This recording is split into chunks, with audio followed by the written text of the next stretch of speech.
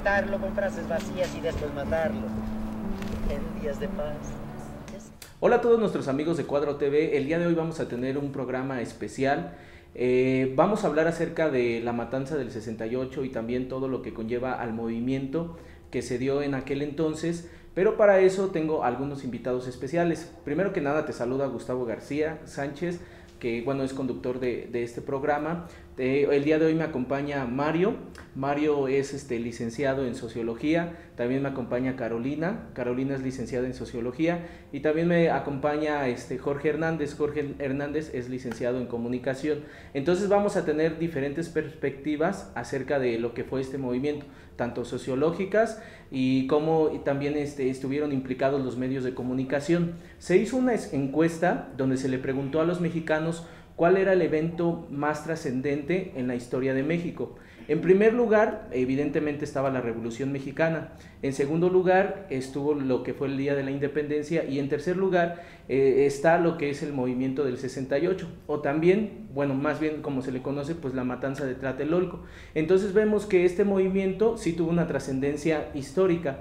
Primero que nada, me gustaría empezar con una pregunta aquí a nuestros ponentes. Y la pregunta es: ¿cuáles fueron las causas de este movimiento? Bueno, una cosa es la matanza y otra causa es el movimiento. ¿Cuáles fueron las causas sociales, culturales, ideológicas de este movimiento? Licenciado Mario. Bueno, efectivamente hay un trasfondo. Hay actividades que conllevan a este movimiento estudiantil, ¿no? En primer momento, pues es un evento deportivo, que es el partido de fútbol americano entre dos escuelas pertenecientes a la UNAM y al Politécnico.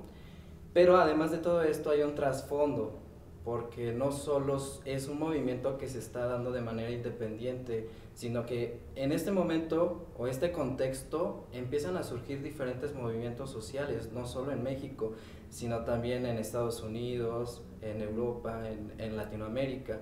Entonces sí tiene un trasfondo.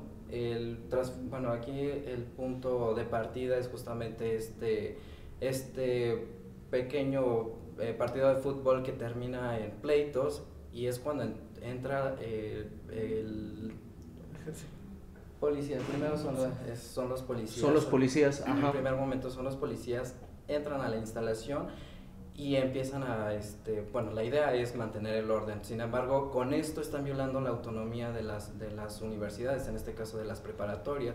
Por lo tanto, tiempo posterior, lo que sucede es que se empiezan a prolongar o generar paros laborales, paros académicos dentro de las escuelas de preparatoria, universidad. Y esto, bueno, al final, un caso específico, la prepa vocacional 2, me parece, es donde entran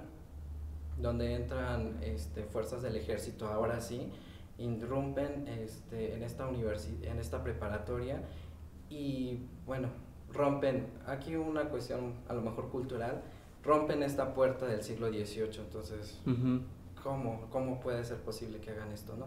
Además de que entren como tal a la escuela. Por lo tanto, con esto pues se viola nuevamente esta autonomía. Es posteriormente cuando el rector de ese entonces de la Universidad Autónoma Nacional, Javier Barros Sierra, pues proclama su discurso en 30 de julio de 1968 en pro de la autonomía de la universidad. Bueno, y como lo mencionas, ya se habían dado diferentes fenómenos a nivel mundial. Por ejemplo, el más sonado en aquel entonces fue el movimiento que se dio en Francia, donde pues ya eran los jóvenes los que se estaban involucrando socialmente. En Estados Unidos también tenemos, por ejemplo, la defensa de los derechos civiles con Martin Luther King. Entonces vemos que esto se empezó a dar en todo el mundo, y algo interesante es que también se empezó a dar en México, precisamente con estos fenómenos que mencionas. Licenciada Carolina. Sí, para agregar, bueno, quiero decir que estos movimientos no son independientes. Sabemos que no fueron ajenos a lo que pasó en México. El movimiento en Francia lo que generó fue un despertar ideológico en México. Y bueno, aclarar que no fueron solo estudiantes los que participaron en el movimiento, estamos hablando de un nacimiento de movimiento de diversos sectores de la sociedad. empiezan a tener conocimiento de lo que está pasando en Francia, en Estados Unidos, y además de luchar por su autonomía, tienen una ideología acerca de la democracia.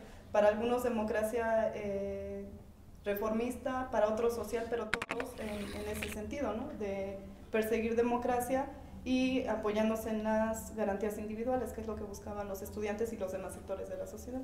Licenciado Jorge. Pues bueno, inclusive como dice Carolina, que hubo un momento en el que ya no solo eran los estudiantes, sino también eran trabajadores que se unieron a este movimiento.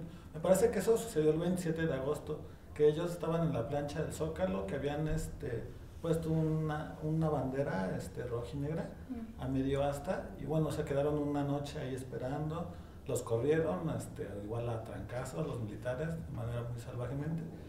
Y al día siguiente el gobierno empezó a sacar a los trabajadores de las empresas alrededor, así de algunas secretarías y toda la cosa, para que los apoyaran, para que se pusieran en contra de los estudiantes.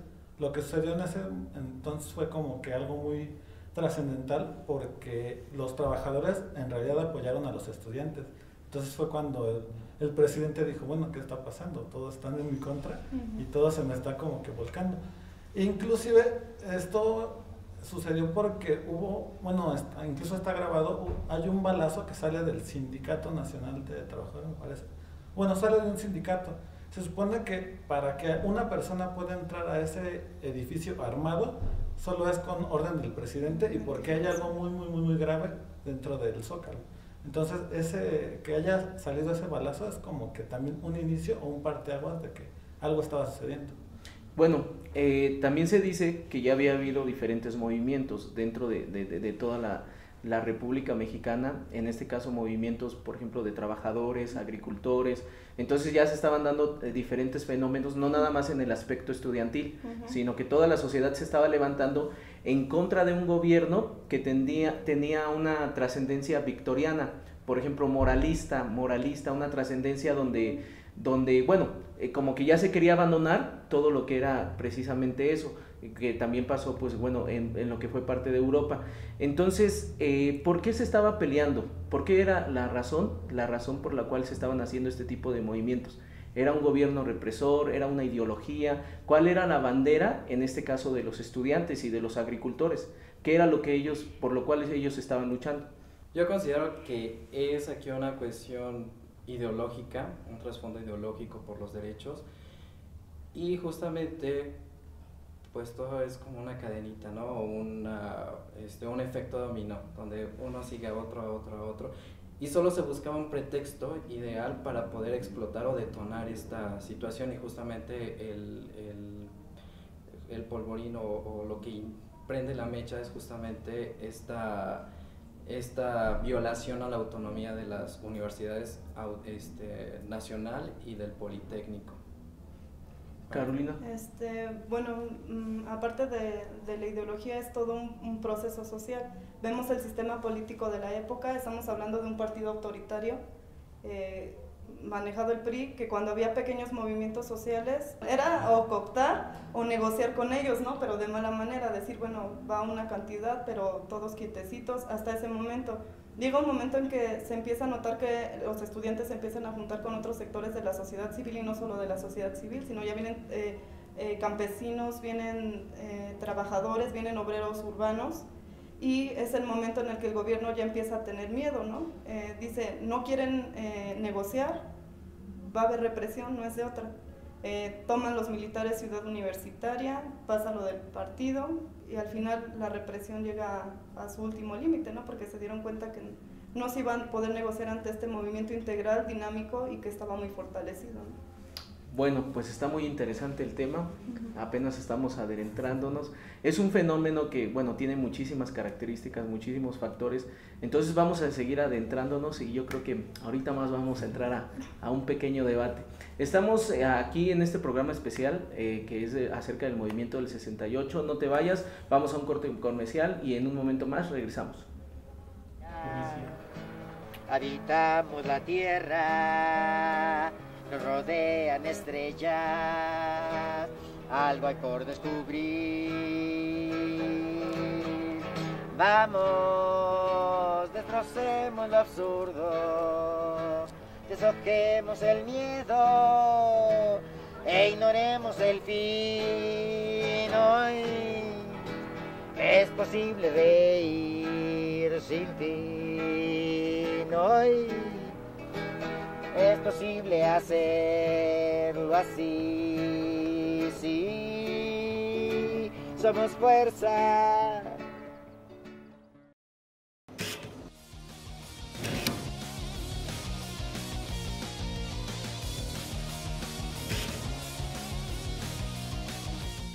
Un saludo y un abrazo muy grande a todos los chicos que sintonizan Cuadro TV. De paz, atarlo con frases vacías y después matarlo en días de paz. Ya estamos de regreso en este especial del 68 y bueno, el tema se ha puesto interesante, ya hablamos acerca de las causas que pudieron haber generado este movimiento estudiantil, pero bueno, a mí me gustaría que habláramos un poquito de, bueno, a lo mejor mi pregunta suena un poquito filosófica, si así lo quieren decir, pero ¿quién era el bueno y quién era el malo en esta historia? ¿Era el gobierno el malo? ¿Eran los estudiantes los malos? ¿Era el ejército el malo? ¿Quién es el malo? ¿Quién es el bueno? Y a final de cuentas, pues ¿quién gana esta lucha por el movimiento estudiantil? Licenciada Carolina. Bien, es un poco difícil, ¿no? Un profesor investigador de la UAM, Quirós, nos dice que hablar del movimiento estudiantil se torna en dos variantes, ¿no? Es como un erizo o un pez, tan así que duele o se nos puede resbalar, ¿no? O sea, es difícil y más protagonizar qué sujetos fueron buenos y cuáles fueron malos. La realidad es que hasta hoy no se ha castigado a los culpables, seguimos ante una injusticia, una tragedia, eso bueno, yo creo que remarcarlo, y una mitificación, o sea, se mitifica estudiantes buenos, estudiantes malos, hasta ahora los famosos porros, se quedan en el imaginario social ese personaje, ¿no? Cuando no es así, vemos una sociedad fastidiada del sistema represor, vemos un gobierno que ante las Olimpiadas quiere avanzar en el desarrollo económico y no lo logra, toma las Olimpiadas como saltarín, pero no lo logra, ¿no? Entonces simplemente, no quiero hablar de buenos o malos, estamos hablando del atisbo de la época. Personas reprimidas, no quiero decir solo estudiantes, ya hablamos de todos los sectores sociales, y un gobierno que no sabe qué hacer. Marchas que habían ocurrido antes del 68 de 15,000 personas, cuando vemos 600,000 personas en el movimiento estudiantil, el gobierno no sabe cómo dirigirlo. Y bueno, no tampoco con esto quiero justificar, claro que no, porque al ser un sistema represor, lo primero que hace es solo trabajar con las armas, ¿no? Culpables los hay nombres, igual es difícil decirlos, ¿no? Pero no hay castigo, hasta ahora tenemos todavía ese sentimiento de injusticia, ¿no? Los estudiantes ya eran violentos ante este tipo de movimientos. Se habla mucho de que en aquella ocasión que se reunieron en el Zócalo, que vino el ejército y los quitó de ahí, uno de los oradores ya incluso con groserías hablaba acerca del presidente. Entonces los estudiantes ya eran violentos, ya ¿a qué manifestaciones o para dónde iba este movimiento y bueno, estas protestas? ¿Ustedes qué piensan?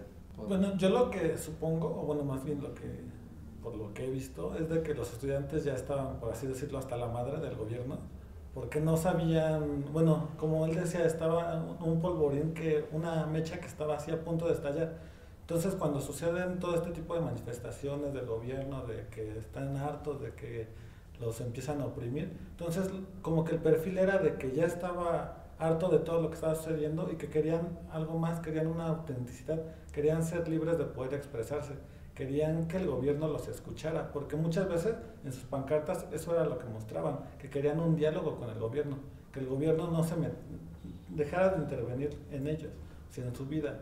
Y lo que antes sucedía es que todas las marchas eran pero a favor del gobierno, o sea, eran para apoyar al presidente en marcha o lo que fuera. Entonces, que sucedieran este tipo de marchas en contra del presidente fue como que un parteaguas realmente. Y yo creo que el perfil en realidad era eso, o sea, gente que quería más libertad, o sea, y ser escuchados, tener un diálogo con las personas. Y así que digas que violencia no, porque no se ha comprobado, ya hablando de la matanza en sí, que alguno de los estudiantes haya disparado una sola bala. O sea, no se les ha comprobado que ni siquiera uno de los estudiantes haya disparado. Entonces realmente, o sea, que violentos, o sea, hay muchas formas de violencia. Digo, si para ti que te digan groserías es una forma de violencia, posiblemente eran muy violentos. Pero para mí, que una forma de violencia es ya que mates a alguien, pues para mí no era nada violento. Bueno, un movimiento que vino a cambiar probablemente la visión que a la mejor general que se tenía, porque ya muchos círculos hablaban totalmente diferente al discurso que se decía. Bueno, yo preguntaba esto del perfil porque al principio se decía que estos estudiantes pues eran revoltosos, era la primera versión que se tenía. Al principio pues también se decía que eran socialistas. Solamente fue hasta el sexenio de Felipe Calderón donde él les llamó mártires sociales, gente que estaba peleando por los derechos humanitarios que había en aquel entonces. Entonces vemos que el discurso ha estado cambiando, un movimiento que vino a cambiar también el discurso de muchas personas, aunque les digo, en otros círculos ya era muy claro que realmente los estudiantes no eran así. Pues ha sido el movimiento Yo Soy 132, tan así que el movimiento hizo que Enrique Peña Nieto reconociera que su partido en un tiempo fue un partido opresor, fue un partido autoritario. Entonces vemos que esta versión pues ha estado cambiando, y bueno, a lo mejor hay grupos también que se benefician de este tipo de movimientos cuando, por ejemplo, lo que vemos en las marchas del 2 de octubre. ¿Ustedes creen que son necesarias estas marchas o que se está perdiendo realmente lo que vemos cada año con año? ¿Se está perdiendo realmente la causa o realmente esa marcha es necesaria? ¿Ustedes qué opinan? Yo considero que se está desvirtuando, que llega un punto en el que ya la marcha, incluso pueden llegar a preguntarle a personas que no van a la marcha persiguiendo los ideales que se buscaron durante esas manifestaciones del 68. Ahora a lo mejor ya ni siquiera saben cuál es el motivo de esa fecha, el 2 de octubre. ¿Usted cree, licenciado Mario, que el estudiante promedio no sabe las causas, los ideales del porqué de esa marcha? O bueno, más bien la gente promedio que va a este tipo de manifestaciones del 2 de octubre. Yo no puedo decir a ciencia cierta que la mayoría, o no puedo generalizar como tal, pero sí puedo decir que algunas personas no lo saben, y a lo mejor muchas personas o algunas personas van con el interés de a lo mejor distraerse, salirse, manifestarse, a lo mejor no necesariamente bajo los ideales de estos movimientos estudiantiles, pero sí manifestarse, hacerse presentes, hacerse visibles. A lo mejor también, hablando un poquito de lo que decías de los buenos o los malos, yo considero que no hay buenos ni malos tampoco, sino que aquí, por ejemplo, hablamos de los estudiantes. Bueno, hay tanto buenos como malos, ¿no? En esta cuestión, por ejemplo, los porros, hablando que a lo mejor los porros no van justamente para manifestarse, simplemente para desorganizar, para hacerse visibles, pero a lo mejor de una forma negativa. Muy bien, licenciado George. Yo creo que no, yo creo que la mayoría de las personas no saben a qué van o qué es lo que realmente se conoce como un movimiento del 68. Posiblemente existen muy documentados de qué sucedió exactamente el 2 de octubre, pero el 2 de octubre solo es como que cuando quisieron deshacer todo ese movimiento. Pero el movimiento del 68 viene desde atrás, o sea, viene desde el 22 de julio, que es lo que ya nos contó él.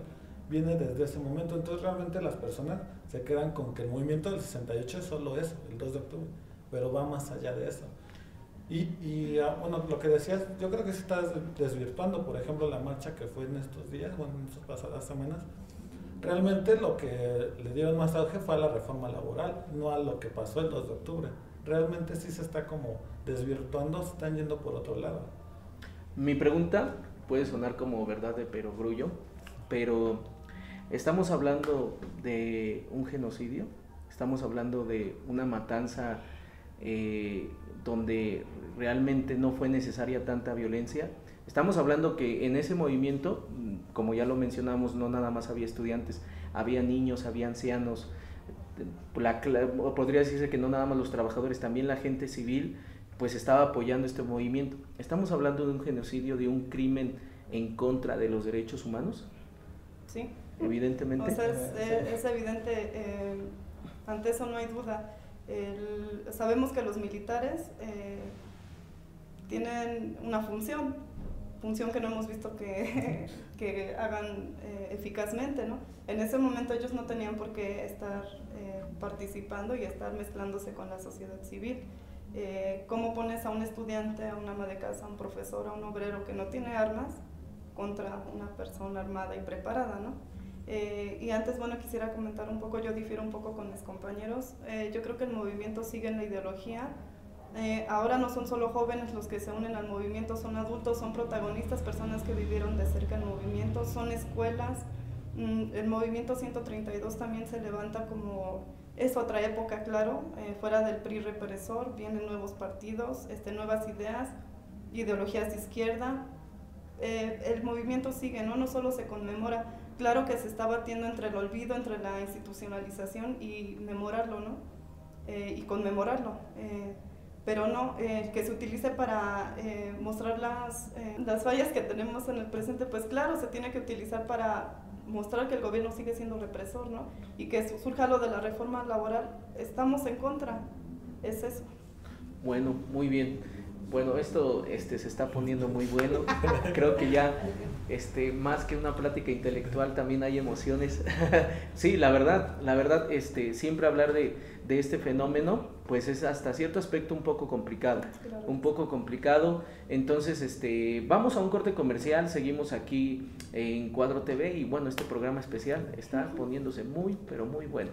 Regresamos. Ilusión, saberá que su vida truncada jamás la podrá reparar, que es parte de muchas partes, pero por desgracia de ningún lugar. Y al niño que mece en la cuna, al niño que nació en abril, si quieres que sea diferente tendrás que obsequiarle un bello fusil. Eso es lo que pensó un joven 68 el 2 de octubre en la noche. Porque lo del niño, porque aquí hubo un genocidio, él lo vio, y que finalmente López Portillo dijo, sí, ya entendí.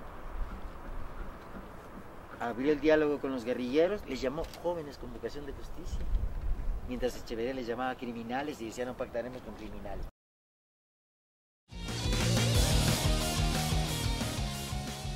Hola, mi nombre es Diego y para mí es muy importante leer para desarrollar mi inteligencia.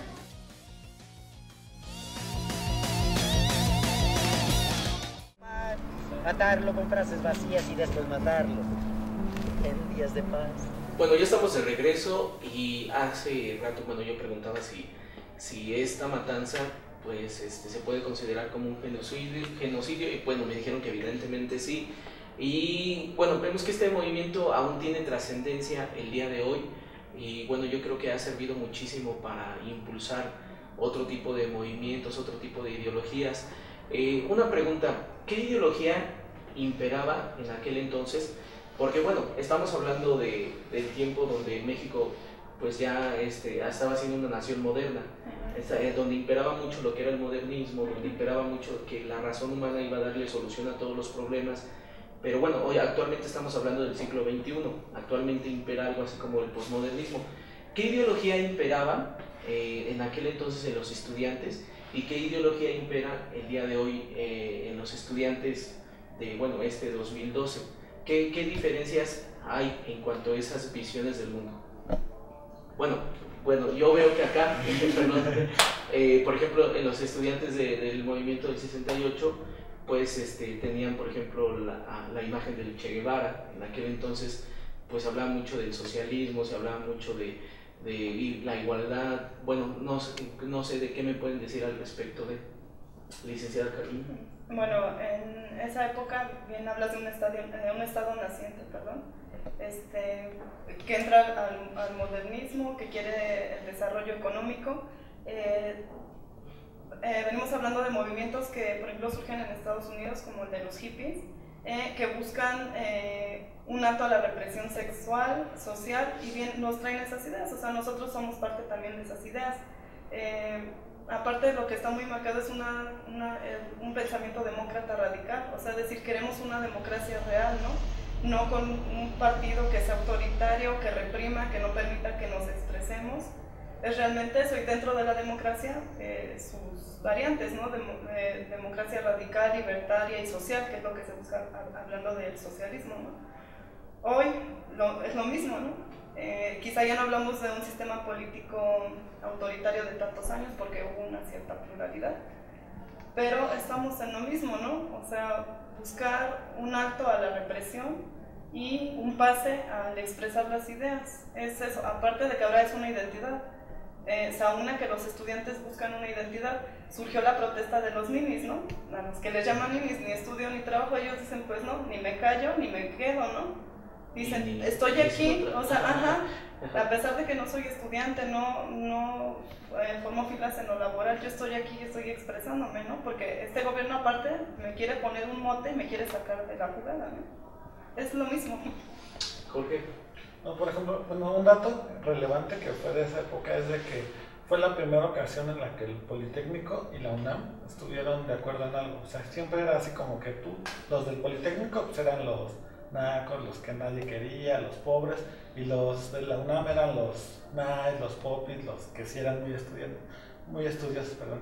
Entonces, bueno, y en cuanto a ideología, yo digo que lo que era antes era que los estudiantes buscaban mucha libertad, una libertad que no tenían por lo mismo de que era un gobierno opresor.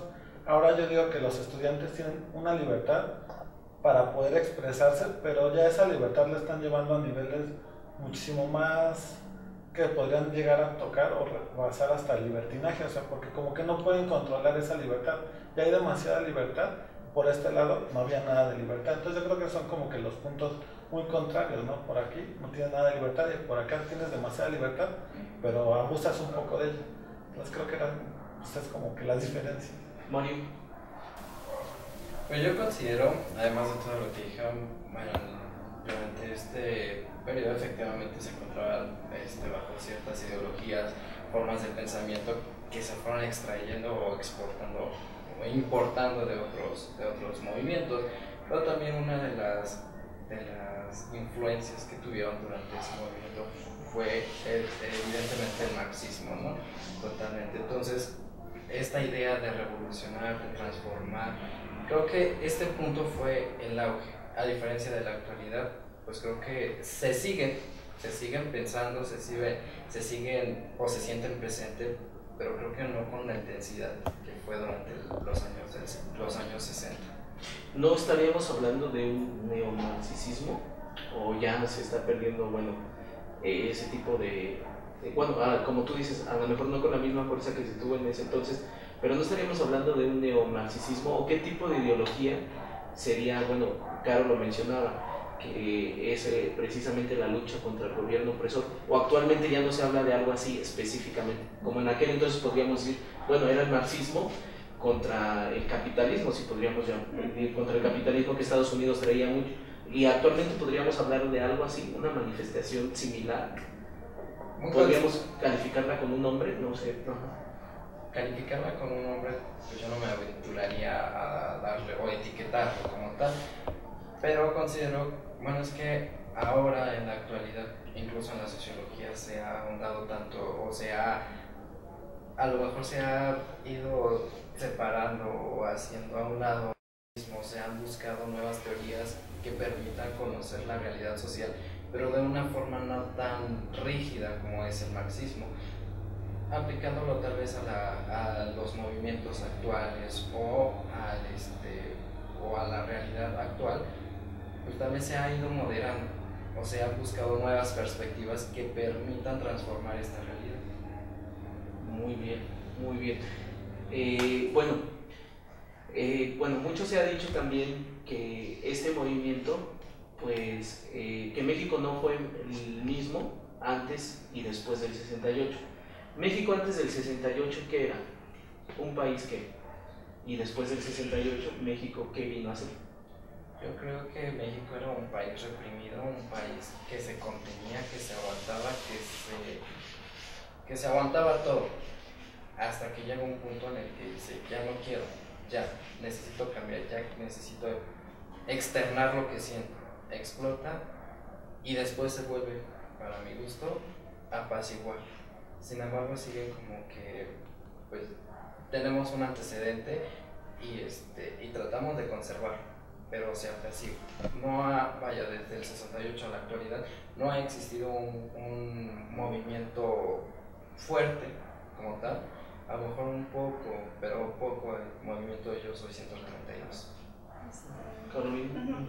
Yo opino que era, aparte de oprimido, un México de convicciones, integrado y con ganas de terminar con esto, ¿no? Después del 68 queda un México herido. Esta es una tragedia que no ha tenido precedentes, ¿no? Entonces queda herido y hasta la fecha sigue herido porque el Estado no ha respondido a esa injusticia, no se han sanado esas heridas y se han borrado las pistas de los culpables, ¿no? Sabemos quiénes son, sabemos dónde están, pero el gobierno ha borrado las pistas para que haya esa sanación transhistórica que ha pasado en otros países, ¿no? Ocurre la tragedia y todavía se dan respuestas, México no las tiene, ¿no?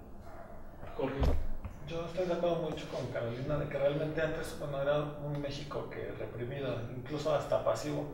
Después de que ocurre eso, pues sucede la tragedia, no nos dicen quién fue, no sabe, bueno, posiblemente sabemos quién es, pero nadie lo dice como que a grandes voces. Y al contrario, creo que han surgido no movimientos, sino muchas cuestiones que no nos han dado respuesta, como que ya el gobierno se acostumbró o nos acostumbró a que, bueno, si del 68 ya nos siguieron indagando, ya no nos siguieron fregando como conforme a la ley, pues lo podemos seguir haciendo. O sea, tenemos ahí el caso de la guardería ABC, de los muchos muertos o desaparecidos que hay del narcotráfico, digo, ya hablando en algo, Ciudad Juárez, de las muertes de Ciudad Juárez. Atenco. Entonces son tantos movimientos o tantas cosas que han sucedido actualmente que tampoco tienen respuesta, pero está el antecedente del 68.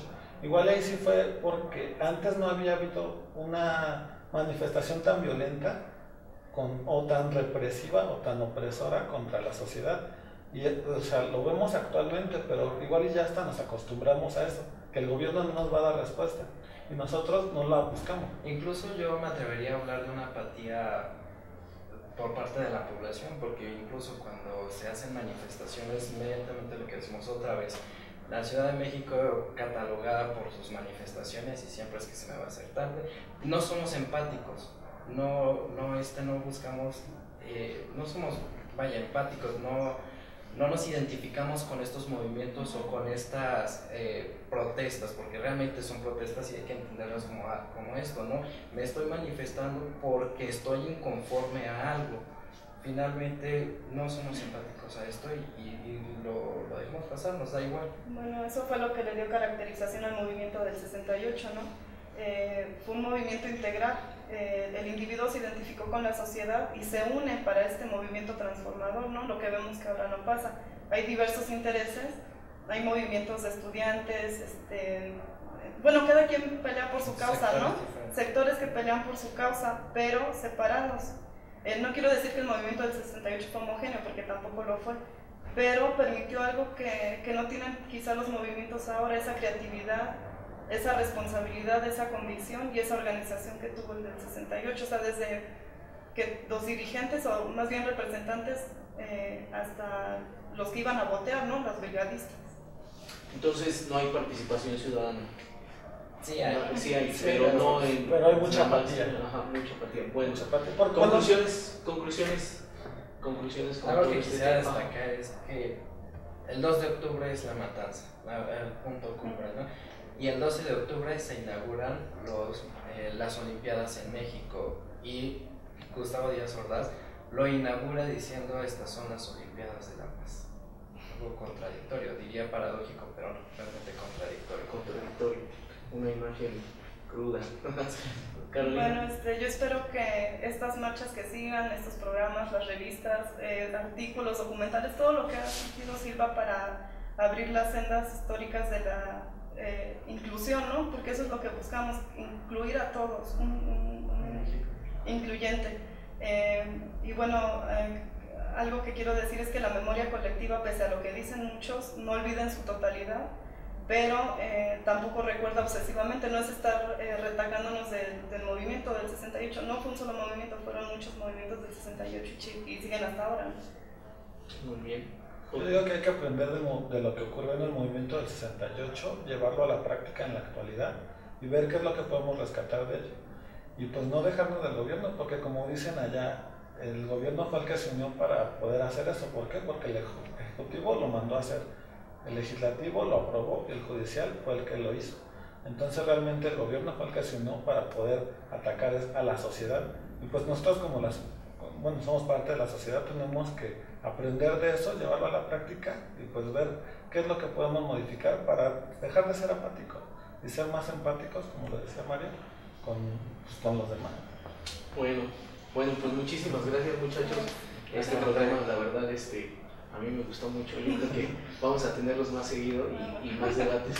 Muchísimas gracias. Y bueno, a mí me gustaría terminar con esta frase. Lo único que hace falta para que el mal triunfe es que los buenos no hagan nada. Entonces, espero que este programa les haya gustado y nos vemos hasta la próxima. Que genere sentido a vivir, corre, alcancemos el tiempo, inundemos los años con semillas de amor, vuela, rompe, rasga y penetra hasta el fondo sonoro del maduro metal. Tiembla, grita, goza y crea, toma el siglo en tus manos y procura encontrar la hoja donde narran los sabios que en la calle un día nos pusimos a hablar.